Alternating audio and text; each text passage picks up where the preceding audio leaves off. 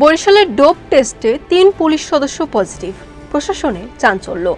গরু নদীতে দুর্ঘটনার কবরে লাশবাহী অ্যাম্বুলেন্স, আহত ৭। বরগুনায় মেডিকেলে না পড়েও দিতেন চিকিৎসা, ভুয়া ডাক্তার আটক। বরিশালে ইজি বাইকের চাকায় ওড়না পেঁচিয়ে নারীর মৃত্যু। পিরোজপুরে হাতুড়ি দিয়ে এসএসসি পরীক্ষার্থীর হাত ভেঙে দিলেন চাচা।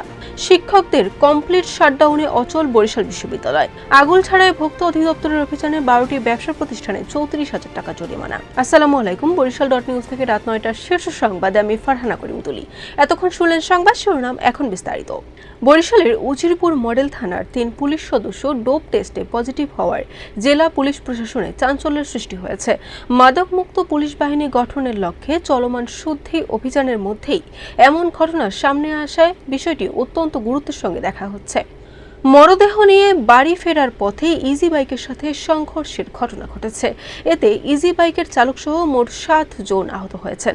ঘটনাটি ঘটেছে বুধবার দুপুর 2:15টার দিকে ঢাকা বরিশাল মহাসড়কের গরুনদী উপজেলার টর্কি বাসস্ট্যান্ডে।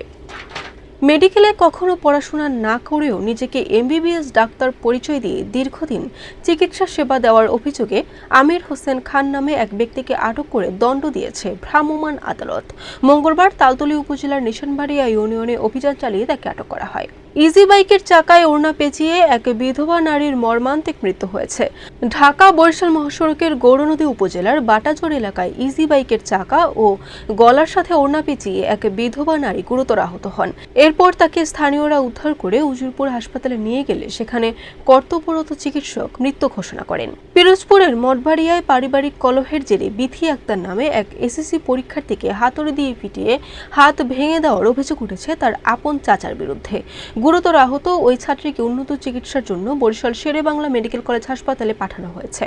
পদোন্নতি ও শিক্ষক সংকট নিরসনের দাবিতে বরিশাল বিশ্ববিদ্যালয়ে শিক্ষকদের ডাকা কমপ্লিট শাটডাউন কর্মসূচিতে কার্যত অচল হয়ে পড়েছে পুরো ক্যাম্পাস। বুধবার সকাল থেকে শুরু হওয়া এই কর্মসূচিতে বন্ধ রয়েছে ক্লাস, পরীক্ষা ও সব ধরনের একাডেমিক কার্যক্রম। শাটডাউনের ফলে ক্যাম্পাসে নেমে এসেছে নীরবতা। জাতীয় ভোক্তা অধিকার সংরক্ষণ অধিদপ্তরের উদ্যোগে ভেজাল বিরোধী অভিযান চালিয়ে বরিশালের আগুলছাড়ায় ১২টি ব্যবসা প্রতিষ্ঠানে ৩৪,০০০ টাকা জরিমানা আদায় করা হয়েছে। বরিশাল নিউজ।